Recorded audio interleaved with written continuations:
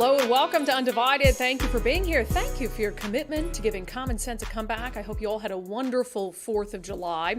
Coming up today, instead of solving many crises like homelessness, substance abuse, some leaders are content with just letting the issues fester and detouring around them. We'll have a couple examples of that. Also, cocaine found in the White House. Whose is it? How did it get there? And why is the media covering it with such kid gloves? I think the answer is obvious, but we'll dive into it. Also, the unbelievable virtue signaling of Ben and Jerry's. Plus, if the UFOs are, yes, I'm talking about UFOs again. If they're coming to Washington State second. What state in the union are they going to come to first? We'll discuss that later on. Reminder, if you have not become an Undivided subscriber already, please do so. You get access to our awesome Sunday show, Sundays with subscribers, including other bonus content, and you help support the mission and the movement to give common sense a comeback. Sign up at undividedpod.com. undividedpod.com. It's just $5 a month to help instill sanity back into the news and politics. Also a reminder, we are going to have our final meet and greet, an opportunity for you to sign Referendum 101 to fight for parental rights in Washington. That is happening this Friday from 3 to 6 p.m. in Enumclaw at Headworks Brewing. 3 to 6 p.m. this Friday, July 7th. And in fact, afterward, bring the kids, bring the family, because afterwards there's a classic car cruise through downtown Enumclaw. And Nicole, we've been invited to participate in a classic automobile. Wait, in a mobile? What do you mean? Yeah, I mean, I don't have a fancy classic car, so. Somebody invited us to ride in theirs in the parade. Oh, wow. After our meet and greet signing. What time is the actual parade? It starts at like 7. Oh, wow. So we have an hour, get all liquored up, not too much. Because we're responsible adults. Sure. Have one beer at Headworks, get more than 1,000 signatures for Referendum 101, which is our goal. And then we'll hit the classic car cruise. Wow. And we'll wave. I got my wave down. Oh, thank you for coming. Oh, good to see you. It'll be great. Isn't that what you do? Just do that. Yeah, you just, good. Okay. All right, it'll be fun.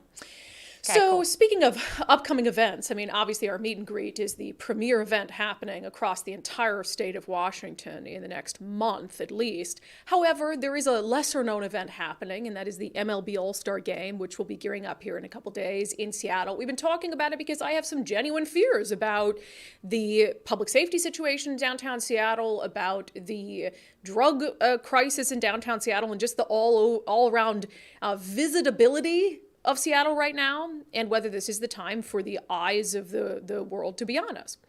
Anyway, I hope it goes well, but there is this consistent theme that's been playing out. We have 2 stories that speak to this theme very well, and that is this rush to, instead of working to truly solve issues like public safety, homelessness, substance abuse, mental health, we just find ways to sort of sweep it aside so people don't notice, or to detour or divert around it. And I was reminded of this on this latest episode of Sundays with Subscribers just a few days ago. We had on John Scholes of the Downtown Seattle Association, which looks out for the business interests of downtown. And I was asking him a pretty clear question about, what are you going to do about 3rd Avenue? What are you going to do about the drug use and the crime on 3rd Avenue when you have people who are going to be in town for the MLB All-Star Game? And here's what John told me. Has there been any assurance made or any request made of the city that, hey, 3rd Avenue has to be cleaned up? There can't be people sitting around using drugs. Has there been like an effort to say we're sweeping all that out before the game? Well, there's been a walking path that's been developed from the hotels and the retail core where a lot of folks will be staying, including players and their families, down to T-Mobile and Lumen Field, where Play Ball Park, the Fan Fest, will be taking place. And that's really just to make it easy for folks to know how to get from where they're staying to where the festivities are. So that's along 2nd and 4th Avenue. So I expect to see a greater number of ambassadors, both our own team, but also ambassadors that are there to support the All-Star Game and week, help people find their way. It's going to be branded so people sort of have a logical place. They don't have to have their map out or their phone out, and they know where to go. So we want to make that a safe and clean and delightful walking path for fans. Huh. So I ask a question about what are they going to do about 3rd Avenue, and the answer is, oh, we're going to have a marked walking path that's going to take people on 2nd Avenue and 4th Avenue. So truly, it's just a detour around the destruction and chaos in the worst part of downtown Seattle. And also, by having this marked walking path for people who are visiting the city for the MLB All-Star Game, then you can focus your police resources and your cleanup to make sure there's no trash on that walking path. So if somebody's walking, happily in town for the MLB All-Star Game from the hotels in downtown Seattle, they can just follow the nice little yellow brick road all the way, and they can avoid the fentanyl-laced road. And to me, I get it. We want this to be a good event for Seattle. I want that for business owners as well. But don't you think it's a little absurd that not only are we sort of sweeping the issue aside for the time being, but actually creating a physical path around the worst parts of downtown Seattle? That's how bad things have gotten. An actual marked path to say, hey, take this route so you don't take that route. It's really quite unreal. And in a similar vein, our friend Jonathan Cho, who covers homelessness for Discovery Institute, he's been covering the issue related to a homeless encampment in Burien, which is south of Seattle, if you're not familiar. And, there's some woke members of the Burien City Council and other entities who are trying to help this homeless camp basically survive in the city and move it from place to place. But Burien had an annual 4th of July parade, as many cities do, and they had to change the route.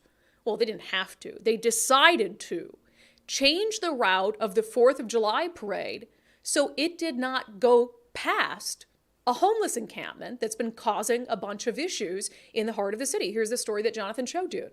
Families, children, and tourists usually line downtown streets to get a glimpse of the floats and marching bands. But this year, the parade route is being changed for everyone's safety to avoid seeing this. A homeless encampment that's now close to 20 tents deep. So it's best just to err on caution. Set up on Southwest 152nd Street near the entrance of Grocery Outlet and Dollar Tree. I don't believe it should be in our downtown commercial area. Deborah George leads Discover Burien, a coalition of business owners responsible for making this last-minute decision. George says they had no other choice but to alter the parade route. We're going to turn left on 4th. And just head straight into Town Square Park. Since the city is refusing to remove the encampment, that's because Burien does not have an illegal camping ordinance, except at public parks. I mean, it's ugly and it's not safe. We get a lot of crazy people. It's led to several unintended consequences. Just in the past few weeks, this inferno engulfed multiple tents. Nearby business owners say they're struggling with a spike in thefts related to this encampment. How do you run a business like this? Oh, it's hard. I got customers that don't want to come in. They don't feel safe coming around here no more, What you got your little punk ass phone for, bitch? People with clear signs of mental illness are roaming this area more often, and the open-air drug use is out of control. This is a crisis moment. During my interview with Mayor Sophia Aragon, several men were brazenly smoking fentanyl right behind her. The open-air drug use. I mean, you see it with your own eyes. Yes. Aragon says creating a new ordinance to address this situation will be up for discussion, but there are no assurances it passes since the council is so divided on this issue. Just wish that we could, there are better ways to work together in the community and not have people pointing fingers. Simply put, some council members believe they have to live alongside this situation until the city can get everyone housed or find a space for a sanctioned encampment. I spoke with staff and there is no intention of doing a sweep anytime soon. But Stephanie Mora says the homeless need to be moved right now, since the ones out here have already rejected help, and others from outside the city keep moving into this encampment. They were all offered beds. They were all offered services. This is going to be a Korean all-you-can-eat barbecue. George says the council's differences in ideology keep getting in the way of common sense solutions. Unfortunately, we're taking some hits because this has become such a political game around here.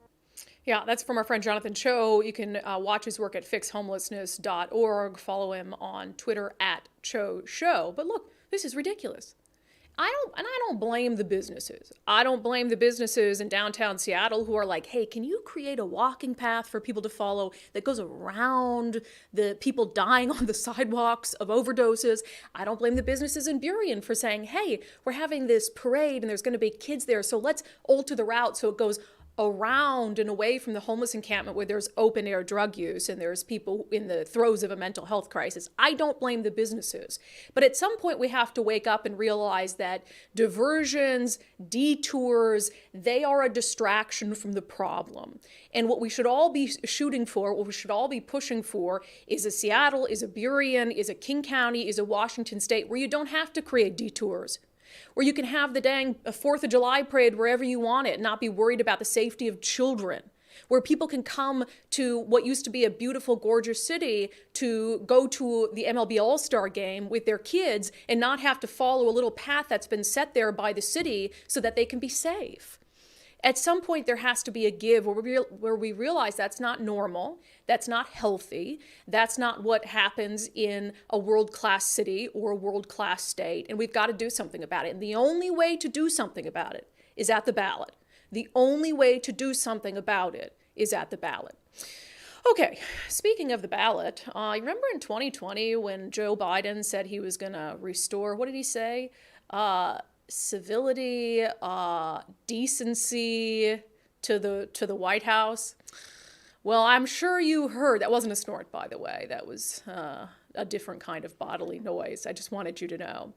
So here's a story from over the weekend. Secret Service test confirms cocaine found at the White House, a spokesman says. So originally this was only making the rounds on kind of conservative Twitter, where there were some accounts of varying levels of credibility that were saying, oh, there was cocaine found in the White House. I'm like, I won't rule it out, but I'm not convinced yet. And then, of course, it was confirmed by the Secret Service. And so you had outlets reporting it has indeed been tested. No question at all. Cocaine found in the White House.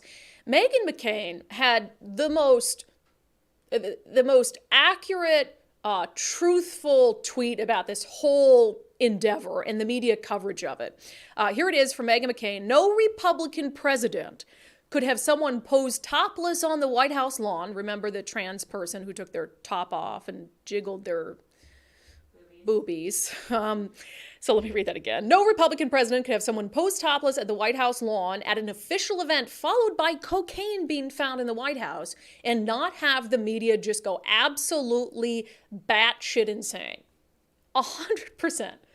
All facts, no fiction in that tweet. Can you imagine if someone had been topless at an official event under Trump on the White House lawn, and if then immediately following that cocaine was found in the White House? You certainly wouldn't have CNN anchors treating the story like this. It was suspected. The field test said cocaine. Yeah. Now these more conclusive lab tests, yeah. I would like to know blow by blow who was responsible for this.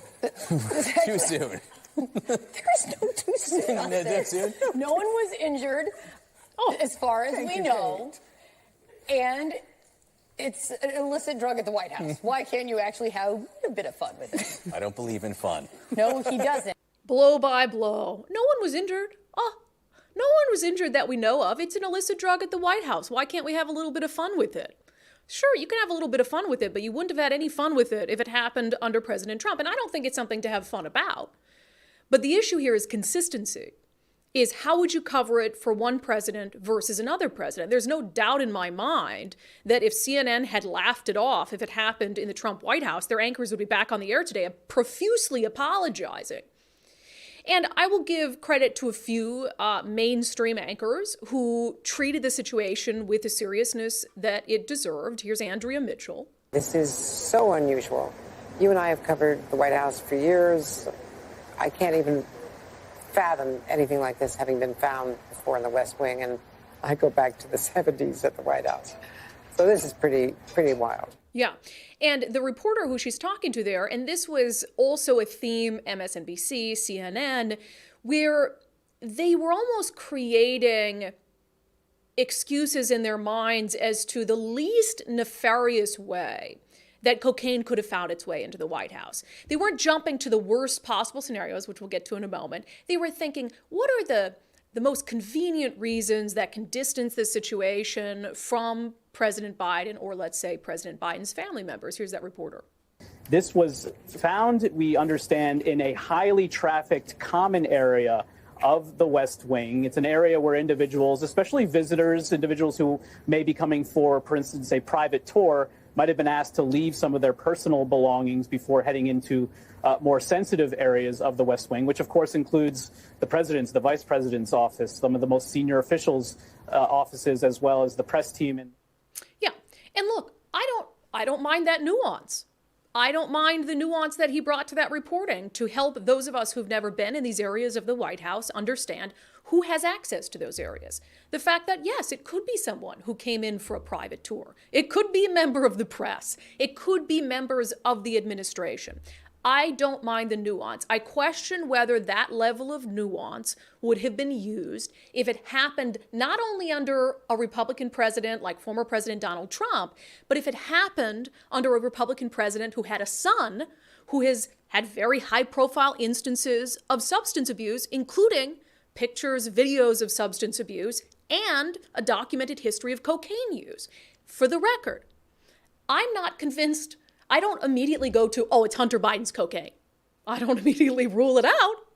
But I think there are two very drastic rationales for this. Either 100% it's Hunter's, no questions asked, or, oh, it was probably just someone who threw it over the fence at the White House to try to frame Joe Biden. And this is why I go back to, we talk about it all the time on the podcast, actions before affiliation. Actions before affiliation. How would you feel about a story? How would the media cover a story without any consideration for the political party of those involved? And I really think that it is completely legitimate in the course of talking about cocaine at the White House to talk about Hunter Biden. And not to ignore the elephant in the room and to say, hey, as long as we're throwing out scenarios for how this cocaine could have gotten the White House, visitor, press member, staffer, yeah, we ought to talk about the fact that Hunter Biden, who is a documented drug abuser, has not only been in the White House recently, he was also at the White House watching fireworks right after this news came out, as if the Biden family and President Biden has no care or concern for the optics of that. At a time, cocaine's found at the White House. Conservative media, at least, is pointing the finger at Hunter Biden, although they have no proof that it's Hunter Biden's cocaine. Although, like I said, I wouldn't rule it out. And then it's like, oh, well, let's have Hunter Biden come with the kids at the White House. It's like, maybe you tell Hunter to stay home for a few days. Wait, does he live at the White House? I don't even know if he lives at the White House. I don't think he does. Maybe you tell Hunter just to lay low for a few days. I don't even think Biden lives there. Oh, you don't? I think he probably does. Well, I mean, he's gone a lot. Yeah, he's gone a lot. And I hate to laugh about it, but it's like the double standard is insane. I would hope that conservative media, Fox News, would take it very, very seriously if it happened under a Republican president. I don't know if they would, or if they would do the same thing that CNN, MSNBC did and try to find any excuse under the book that didn't directly tie it to the president, or I don't think it's Joe Biden's cocaine, or a member of the president's family. But this is how we act when politics are involved. And again, CNN should be ashamed of itself for making jokes about it, laughing about it. They'd never have done it under Donald Trump. I am open to hearing any evidence as to who the cocaine actually belongs to. I want to know. I actually asked you guys in a poll, do you actually think the cocaine was Hunter's? 64% of you said yes. 36% said no. I don't know whose cocaine it is. Could be Hunter's, could be a visitor's, could be a member of the press, although I'm curious. Now it's got me thinking, what member of the media would it be that's packing cocaine around? But, and I also, I don't find it particularly unusual that people involved in politics in Washington, D.C. might be using cocaine. I mean, that doesn't sound like the craziest thing in the world to me. It obviously has no place in the White House. But I think we automatically jump to the rationale that does the most damage to the party we dislike. And I just don't think that that's a healthy place to be. Okay, coming up next, Ben & Jerry's. Man, do I have to boycott Ben & Jerry's? I probably should boycott. Actually, yeah, you know what? Never eating Ben & Jerry's again. This is the only thing that'll get me off the Americone dream, the Ben & Jerry, because I shouldn't be eating it anyway. But Ben & Jerry's outrageous virtue signaling related to stolen land. They want us to reclaim stolen land on behalf of Native Americans, and they have a monument that they think we should start with. That's coming up next in our segment Unbelievable. But first, we've been talking about our friend Wes Jones with Wes Jones and Associates. He and his team have an awesome, innovative marketing strategy to make sure that your house is positioned to get the most possible offers, the highest price, the fewest contingencies. He and I also chatted about their listing boost concierge service, which is really cool because I think it takes away one of the most stressful parts about selling your home. And that is, gosh, do I have to do stuff to fix it up? Do I have to take on all these projects just to make sure that my home is better off when I put it on the market? Sometimes Wes Jones might tell you yes, but he and his team can take over that whole process for you, and they can even front the money for you up front. So we're going to come in, number one, and we're going to inspect a home, do a pre-inspection, and we're going to find out all those little hidden bugs that, you know, a buyer may be concerned with. And if a seller wants to do some cosmetic updates, you know, whether it's flooring, whether it's lighting, countertops, even a kitchen, we're going to help guide them through that. So the Listing Boost Concierge Service, what we can do is we can project manage those rehab projects. We have a list of contractors and preferred vendors that we like to work with and have a ton of experience with, and we'll take that off a seller's hands. We'll go ahead and run that project for them, and we even have some options where they can pay at closing out of their net proceeds. Yeah, that's awesome. That's a great service. And also, especially if you're moving out of state or something and you got to go and you're like, wow, they can help manage those projects. So I can just leave it in Wes Jones's hands and things are going to be good. Sellwithwes.com, sellwithwes.com. Go check them out. Contact them if you have any questions about the state of the market, etc. Sellwithwes.com, a better way to sell your home. Okay, let's do it. Let's get to our segment, Unbelievable.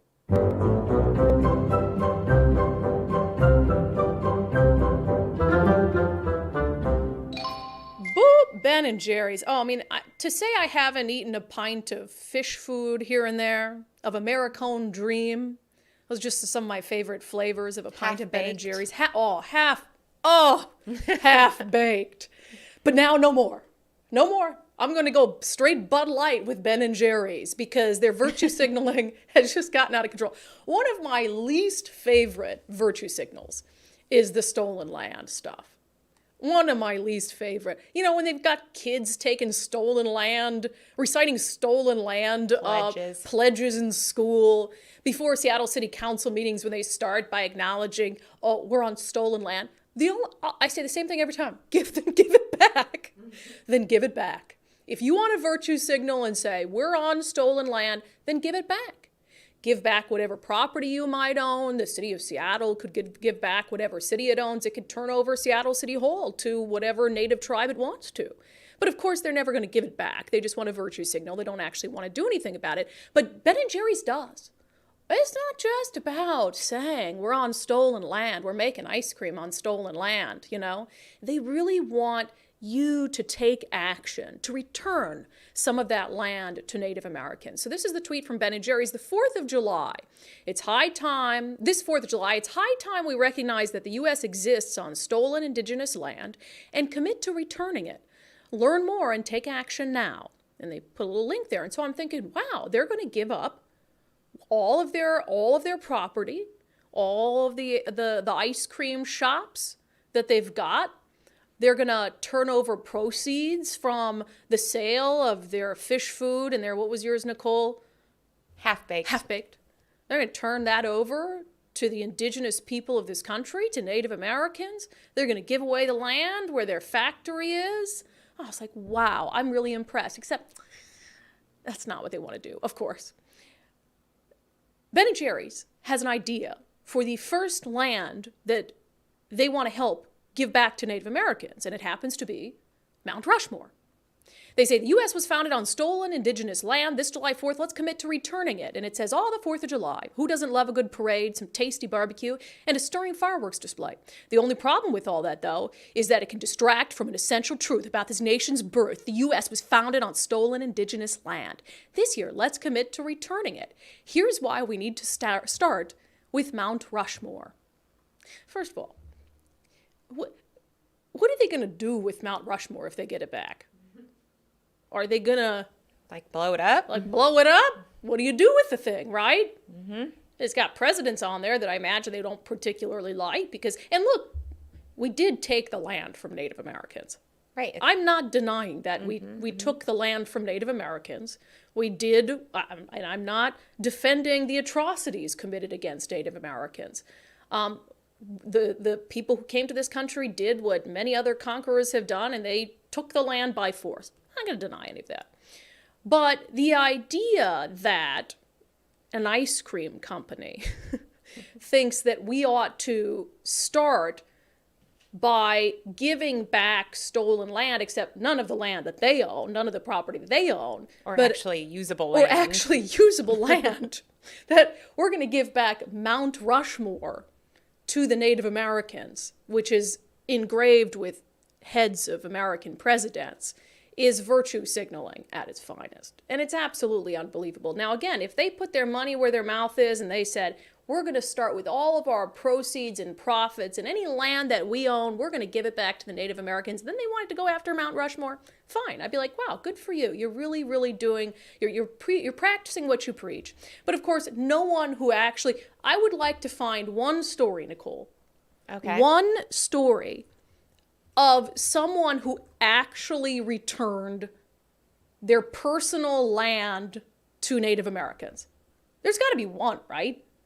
I mean, think of how many people. Do you think there is? I think it's all virtue signaling. I don't think there is an example of how many entities, even at the Kraken game, right? Don't they have a land acknowledgement at the beginning of Kraken games? Yes. Fine, then give back the pledge. Give the climate pledge back. Mm-hmm. That's so dumb. Yep. I have to imagine it's even annoying for Native Americans. Well, I don't know. I'm not going to speak for them, but at my niece's graduation, there were some Native Americans that got up and did the pledge themselves. So if Elizabeth Warren can speak for Native Americans, I can too. Okay. Wouldn't you be annoyed if somebody stole something from you? Right.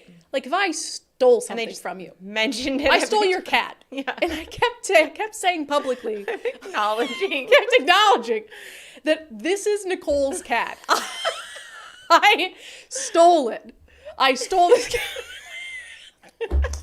Oh, God. Oh, I have it now. Yeah, you have the snort jar. Okay, I'll give you some money later. But then I never gave it back to you. Right.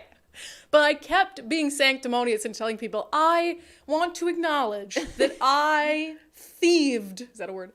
This cat from Nicole. Yep. She can't have it back. Nope. But it is stolen. Yeah, or my grandparents stole it, and I'm not giving it back. Yeah, so dumb. So I hate to do this, although I shouldn't be eating Ben and Jerry's anyway. So this might make it easier. No cherry Garcia for you. No cherry. That's not. I don't like the cherry Garcia. I don't either, but it's a good name. Fish food, all of that, half baked. No more. I'm going to save myself the probably 200 grams of sugar a pint and say no more. I'm taking a stand on this stolen land. All right, that has been our segment, Unbelievable. Okay, coming up next, Biden's student loan bailout, as you know, is no more.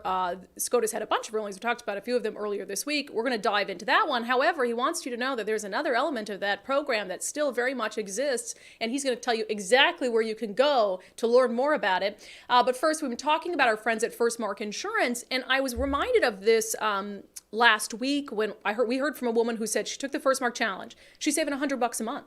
And it came up in the conversation about gas prices, the long-term care tax taking effect, your money's not going as far, and you have less of it because the government's taking it out for a long-term care program that you probably didn't want in the first place. And so, I realize that this is an ad we do on the podcast, but if that is really straining your budget, do the First Mark Challenge like Mike and I did. I mean, Mike and I took the First Mark Challenge. We'd heard stories about, thousands of people who've taken that challenge and ended up saving a bunch of money on their insurance every year. So this really is a very real way. The First Mark Challenge doesn't cost you anything. You do it for free. You never pay First Mark anything. And there's really only a couple options. Either they say, hey, your insurance that you've got right now is actually just fine. You're getting a good value. Or they can save you a bunch of money. Mike and I, in our case, we ended up getting much better insurance for about the same price. Here's Dave Taylor with First Mark.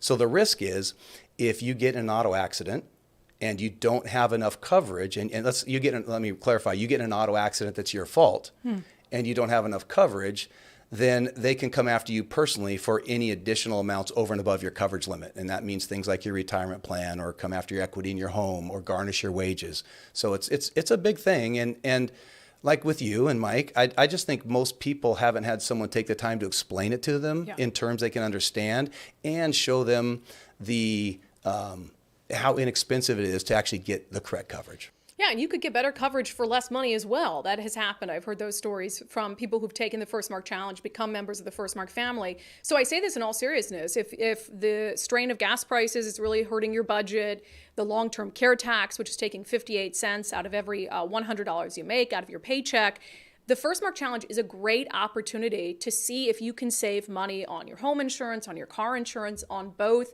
And it just takes a little bit of time. Doesn't cost you anything. So visit firstmarkinsurance.com, firstmarkinsurance.com. They work for you. Okay, let's step outside of Washington State for a moment. Poor Biden. His long promised student loan relief is no more. The U.S. Supreme Court rejects the student loan debt plan. And actually, it would have impacted, according to the Seattle Times, about 700,000 people in Washington. I'm kind of glad this got knocked down, because then my moral compass isn't going to be challenged, because I still have some student loans. I went to an out-of-state university. It was very expensive. And I was like, wow, I am not in favor of student loan forgiveness. However, if Uncle Sam is knocking on my door offering to wipe it away, I have to do the morally correct thing. So I don't think I would have applied for it on the principle of the matter, but now I don't have to make that decision. So this is not a surprise. Even Nancy Pelosi, what I loved about the Supreme Court ruling, they used Nancy Pelosi's own words were, remember Nancy Pelosi, Biden was getting a lot of pushback for, you should end student loan debt, people are suffering, and Nancy's like, well, the president cannot do that. That would have to be an act of Congress. And of course, she's right, and that is what the Supreme Court said. And they used Nancy Pelosi's own words against President Joe Biden's plan. President Joe Biden came out and he said, the Supreme Court misinterpreted the Constitution, whatever. The president never had the power to do this. This is something that he promised ahead of a midterm election that was not looking good for Democrats. I think that Biden always knew that it was going to be struck down by the U.S. Supreme Court, but they promised people things so they could get votes. It was essentially used as a bribe, and now it's been knocked down. And of course, he would go to blame conservatives and Republicans. However, just so you know, there are still some people that can get help, and that includes individuals who go to work in law enforcement and public sector and teachers. And if that is you, good news is Joe Biden had some specific directions on where you can go to see if you still benefit from some student loan relief.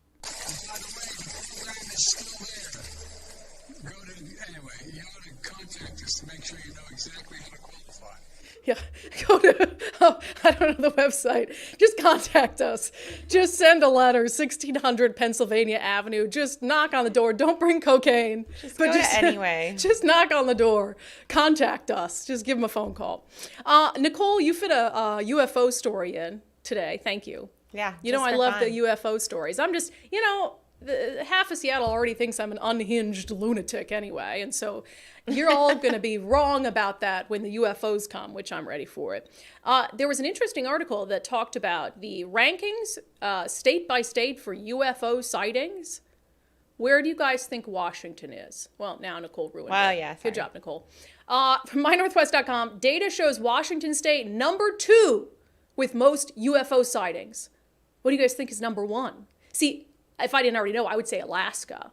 Because I know Alaska's got this weird I was going to go triangle. Okay. The Alaska Triangle. Interesting. There's a lot of UFO activity there, alleged. I had no idea. If I was guessing, I would have gone New Mexico, the Area 51 type, people on edge down there anyway or something. Or like Skinwalker Ranch. Right. Vermont. Vermont's number 1. Yeah. And actually, I think this is so interesting that Texas is so low on the map. Texas is like one of the lowest instances. Well, I think that's just because they don't care. They're like, shoot it out of the sky. I don't know why this map is so interesting to me, but Montana and Oregon are up there with us, and Alaska is pretty high. Yeah, Vermont, New Hampshire, Maine. But you see how they're they're kind of in the same areas, right? Up at the top. Hotspots. So, yeah, interesting. Why did I put this on a show called Undivided? I don't know. Because I like talking about UFOs, and I do know. Because it's the only thing that can unite us. Is an alien invasion. And you know what I watched yesterday? Independence Day? I did. I love that movie. Greatest presidential speech in American history. Really? Yeah. Fake one. But I really think, and then there's the second Independence Day, which is I don't remember I watched both of them. Because I was On 4th of July, I don't know if you saw my Instagram, I just spend 12 hours huddled with our dog, Mackenzie, who is miserable during fireworks. So sad. Just like climbing on you, wants to be in your skin, panting, shaking, nothing works, medication, drugs, noise, nothing works. But anyway, so I watched both of the Independence Days, and I think they're right. They, after they won the first Independence Day, the second one talks about how it ushered the country into an unprecedented, and the world into an unprecedented period of, what do you call it? Unity? Unity. Thank you. Mm-hmm. So yeah, that's why I talk about UFOs on Undivided, because I think it's the only thing that can truly make us, it's an alien invasion is our only hope to love each other again. Okay, we're going to get to your questions and comments from the live stream coming up next, but first I've been talking about Eastside Weight Loss Clinic, eastsideweightlossclinic.com, because I personally had wonderful results from the Eastside Weight Loss Clinic plan. I'm down 36 pounds. I'm feeling great before my wedding. I'm excited. My wedding dress should be ready soon for me to try on. Woo, can't wait. And I just feel much better, more energetic, except today because I stayed up all night with Mackenzie, losing it over fireworks. But just feeling so much better. And I've heard from a lot of you who've had great results, who I've met at some of the meet and greets that we've done. And so I love hearing those stories. Continue to send them in. Eastside Weight Loss Clinic plan, it's not magic, but you don't have to count calories. There's no strenuous workout routine. There's no prepackaged meals that you have to buy. It really does teach you how to eat the correct foods in the correct portions and then keep it off. I mean, I lost all that weight and haven't gained it back. And so I feel really confident that I'm going to be able to have lasting results. So eastsideweightlossclinic.com, eastsideweightlossclinic.com. It's really easy. Go there, schedule a free 15-minute consultation. You can do the whole thing virtually, never have to step foot in their office. It's really, really easy. And Dr. Ryan Coogan is awesome. He's great. So eastsideweightlossclinic.com. Okay, let's get to some questions and comments. Never a lot of questions from you guys. A lot of comments. You don't need questions for me? On my comment about the yellow brick road in Seattle that they're putting in so people don't have to go down 3rd Avenue, Daryl says, but remember, the yellow brick road went through poppy fields, so your description is accurate. On Ben & Jerry's, Matthew says, I haven't seen Ben & Jerry's commitment to give back their land, their headquarters, factories, and stores. Pretty easy to boycott when there are plenty of other ice creams in the frozen section. That's true. I wonder what some good, like Tillamook, what are some good frozen treat brands? Oh, Whidbey Island. Whidbey Island ice cream. They've got those really good bars that are just like luscious. We'll find some local good ice cream brands. Now, I don't know if the local good ice cream brands are as woke as Ben & Jerry's, but right now, Edeline I'm just Dairy. That's a what is it? Whatcom County one. Edeline Dairy. Eileen Dairy. No, okay. Edeline. Edeline Dairy. I've never heard of that one. Okay, I like that. I think it was founded by Ed and Eileen, but it's Edeline. Edeline. Okay. Yeah, it's really easy to find other ice cream brands. I think I think there's a Snoqualmie ice cream. Yes, there is. Yes, there is. Look at us. Free commercials for you. Own an ice cream company? Free commercial for you. Free commercial for you. Kevin says, has Inslee started working for Ben & Jerry's already? I don't know. I wonder where Inslee will work after his term is up. Probably something climate related, right? I'm sure he'll start some like climate pack or climate committee or something like that. It'd be okay if he just retired. He should just retire. Go on vacation. His wife is such a nice lady, Trudy. Go hang out on Bainbridge Island and just ride your bike. He likes riding his bike. He doesn't have to go away, Nicole. That's not very nice. Just go away from politics. That's what I mean. Okay, good. On cocaine and whether it's Hunter Biden's or not, Jill said, I don't think it's Hunter's. I think that drug use is a don't ask, don't tell situation at the White House. Not sure during Trump's tenure, but I think it's the norm there.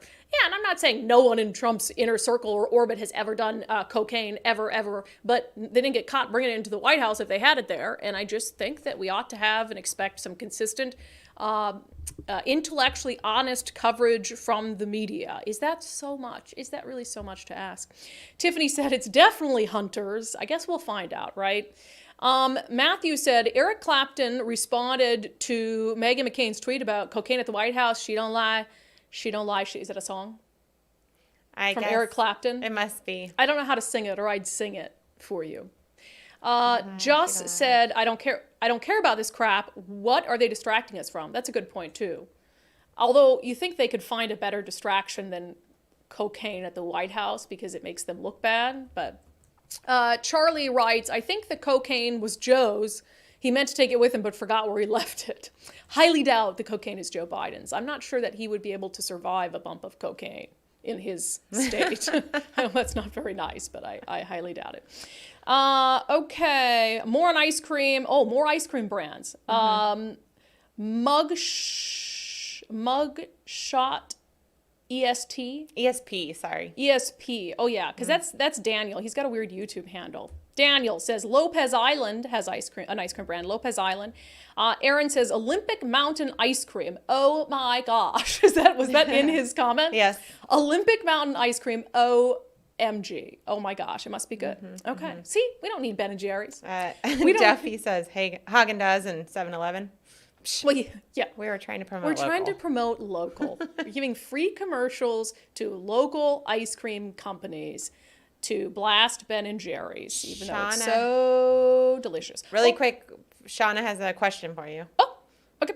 Brandi, have you seen a UFO yourself? No. Oh, thank you for asking. No, I haven't. I just mentioned that I thought last night that we might have been catching a little UFO show because there was a stream of, what'd you call them?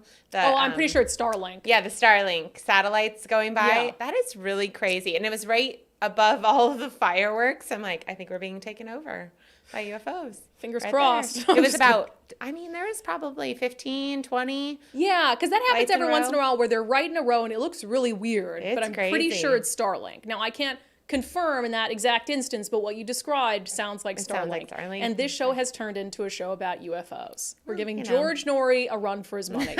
Shauna also said, Brandi, I'm starting my Eastside weight loss journey next week in preparation for my wedding. Woo! Yeah, good. I mean, I did it right in the 2 months leading up to before I went dress shopping, and it was awesome. So good for you. You know, good luck. There's no other day that you want to feel your absolute best. Let us know how it goes. Wedding. Yeah, let us know how it goes. And if you need any, if you need to commiserate with anyone, because it's not easy, you send us a message, Shauna, and we'll commiserate together. Okay, before we get to sanity check, our closing sanity check, can we just talk about our meet and greet a little bit? Yeah. So I'm going to do a little round of, I think, appearances on some local radio shows this week. I didn't tell you that, but we'll book those to talk about this Enumclaw event that we're holding. So we've been doing a series of meet and greets across Washington State. This will be our fourth one. Opportunity to say hello, but also we hope that you'll want to sign Referendum 101, which will send Senate Bill 5599 to voters. So this Friday, from 3 to 6 p.m., we're going to be at Headworks Brewing in Enumclaw. Headworks Brewing in Enumclaw. Come say hello, grab a beer, run in, run out if you can't stay very long. And then afterwards, there's their Classic Car Cruise, which is a classic car parade through downtown Enumclaw. So I am confident that we can get 1,000 signatures at this event. We need everyone in the Tri-County region to show up. If you have not signed Referendum 101, you're running out of time to do it. The signatures need to be back in around July 15th in order to be processed and counted to see where they're at. So what I'm hoping is that not only are you guys going to show up to sign it, but we'll also have extra copies of Referendum 101 to give you if you feel like you can get 2 family members, 3 family members, or if you feel like you can get all 20 signatures filled out. That's huge, because if we have 1,000 of you come and sign, and then each of you take a sheet and get 3 signatures, that's 3,000 signatures, just like that. So please come. Nicole will be posing in a bikini on an old classic car. Confirmed? I guess they'll have to show up to find out. Yes, you'll have to show up to find out. But then we're gonna be cruising down in a little classic car. I didn't ask if you wanted to do that, but if you don't, I'll do it by myself. She's like, why do you surprise me with these things? Are there tinted windows? Commit me to doing things that I might not want to do. No, what would be the point of sitting in the classic car with tinted windows? That you couldn't see me. Yeah, but that's the point is seeing you. Stick my arm out the window. Oh, gosh. So we're going to be there. I would love to see you. This is the last meet and greet that we're going to do. It's the last one my schedule really allows for. I don't know if Referendum 101 is going to be successful. They need 200,000 signatures. We're not in charge of the Referendum 101 campaign.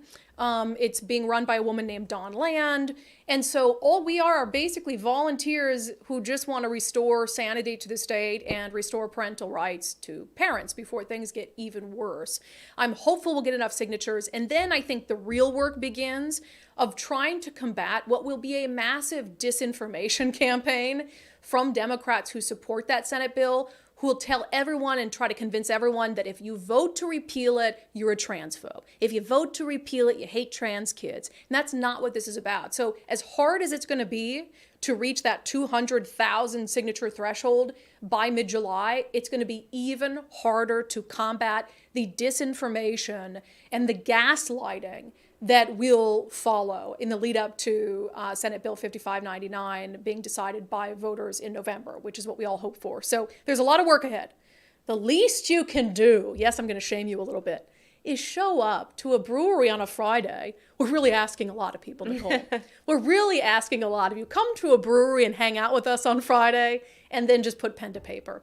And a big thank you to Headworks for hosting us for this final of our meet and greets. I hope to see every single one of you there. This flyer's on my social media pages. Please, please share it.